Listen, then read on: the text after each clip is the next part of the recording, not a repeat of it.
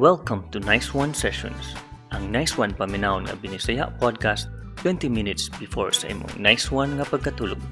Busa, kung kasabot kag Binisaya nga pinulungan o kung gusto ka adunay makatunan, ali, paminaw na to ang podcast ni Juan in 3, 2, 1.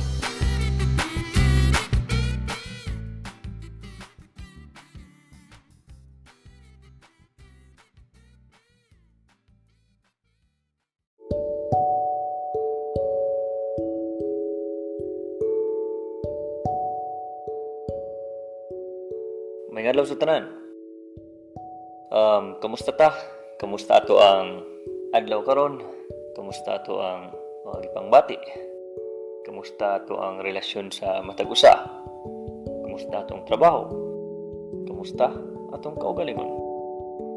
So, do you feel tired? Kapoy ba? Kasorinderon? Kapoy kas imuhang relasyon? Kapoy kas imong trabaho, kapoy kas imong negosyo, kapoy, di ako explain but makaingon lang gid kag kapoy kayo.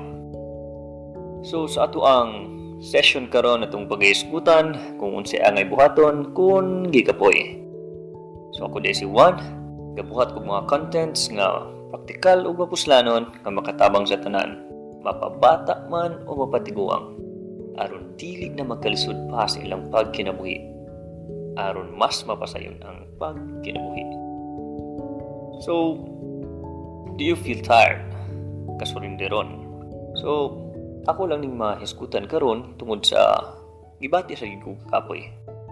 Kapoy ko sa trabaho, karon kapoy kayo.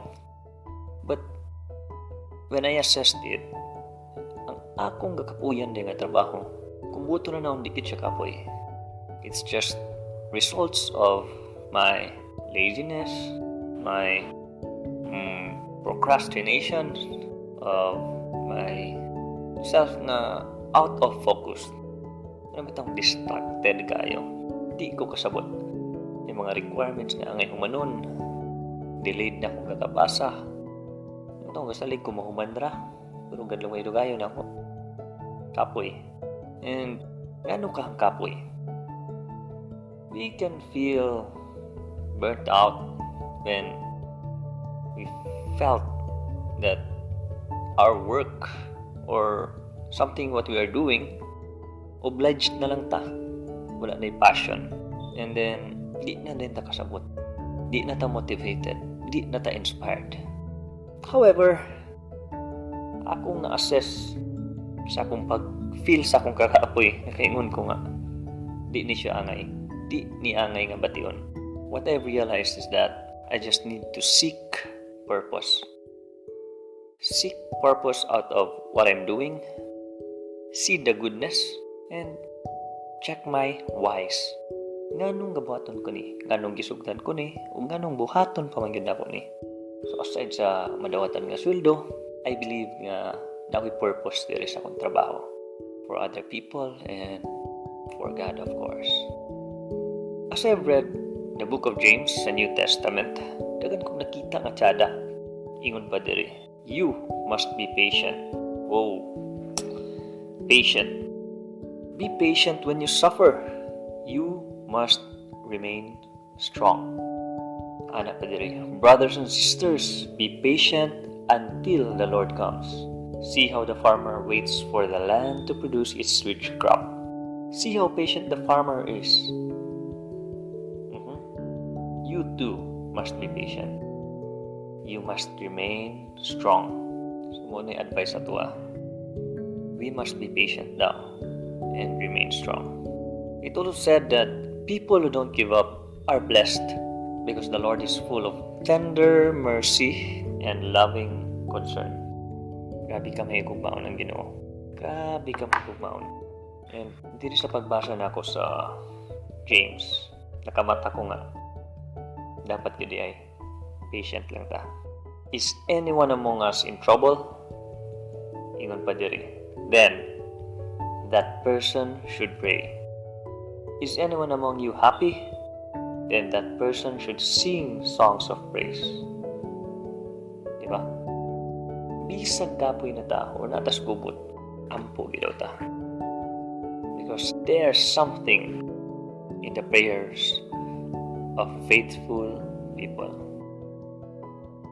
Our faith will be tested. You know that when this happens, it will produce in you the strength to continue. There is atong struggle, atong faith mas mapastrengthen. And we strive to continue. And we must allow this strength to finish its work. Muna ingon diri si James. So, the lesson here is we need to be patient. Grabe kagamanan ng Ginoo. Grabe ka mahigugmaon, maluluyon. Ang atong kakapoy ato lang yung itugyan diya kaniya, magtabangan ta niya. Let's be still. Keep the faith. Ang kapoy, manglabay ra. Manglabay ra ang tanan. Sama nga ang kagahapon, mauto siya ang karon gahapon. Pero karon, gahapon na lang siya. O ang aning karon, ugma, mahimo na pong gahapon. O ang ugma sunod adlaw, mahimo na pong gahapon. So manglaban ang tanan. Be patient. Be excited of God's work in your lives. Thank you. And good night.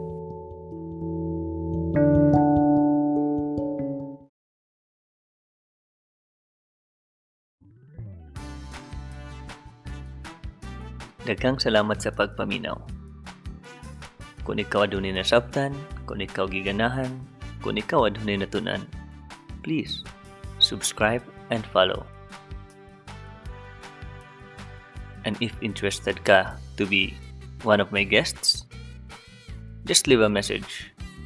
Once again, thank you and see you.